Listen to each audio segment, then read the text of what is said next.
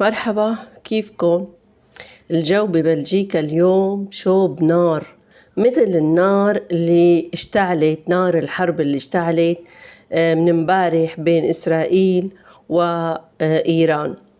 هلأ أنا مثل كتير بهالعالم طرف حيادي، لاني مع ولاني ضد، بس أنا ضد الحرب بشكل عام، لأنه ما في حرب إلا بيروح فيها ضحايا وأبرياء من المدنيين. ومين ما كانوا المدنيين، من أي ديانة كانوا، من أي قومية كانوا، حرام الناس تموت. يعني أنا ما عم بفهم ليش الحروب؟ ليه؟ يعني كلها مصالح دول سياسية واقتصادية، وهذا بده يضل على الكرسي وهذا بده ياخذ ثروات هذا، وهذا بده يعني إنه يمحوا حدود دولة معينة أو قوة دولة معينة مشان هن يكبروا، مشان هن يتوسعوا، مشان وعم يروح ضحايا وأبرياء. يعني ما بعرف لوين ممكن توصل هيك حرب.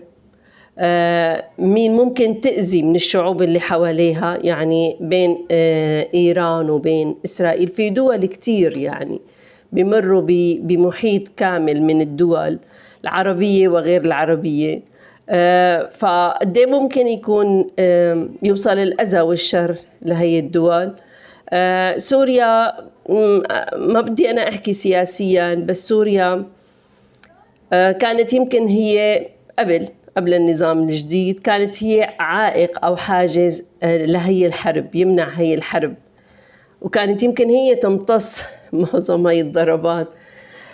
هلأ طبعاً النظام الحالي أوكي ما عندهم مشكلة، يعني فاتحين السماء وفاتحين الأرض لحتى تصير هاي الحرب.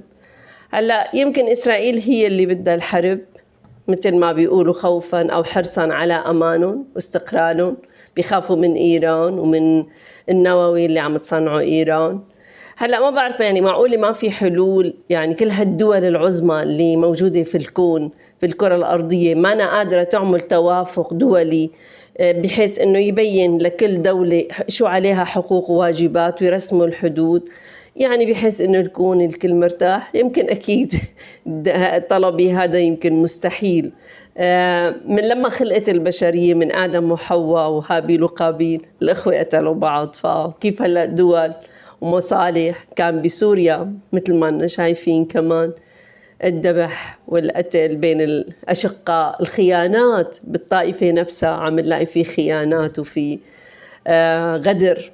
فأكيد طلبي بالسلام العام اللي بيعم الكرة الأرضية أكيد مطلب كتير مستحيل ومعجزة، بده معجزة من رب العالمين. بس بالتأكيد بتمنى الأمان والسلام وحماية الناس من شرور هيك حروب، يعني لأنه رح تاكل الأخضر واليابس. ولما الصاروخ بينزل صاروخ ما له عيون ولا بيشوف. نحن اللي منشوف، نحن اللي عنا قلب وضمير، نحن اللي عنا فكر وعقل، ولازم نعرف قد هي المخاطر. طبعا عم بحكي على كل الجهات وعلى كل الأطراف، جهات الصامتة، جهات المحرضة، الجهات اللي عم تفتح الأبواب والأراضي والسماء قدام الطرفين، جهات الداعمة ماديا، اقتصاديا، عسكريا، حربيا إلى آخره. لكل الجهات يا ريت بدل ما تفتحوا الجبهات تفتحوا أبواب الحوار للسلم العالمي. يا رب آمين.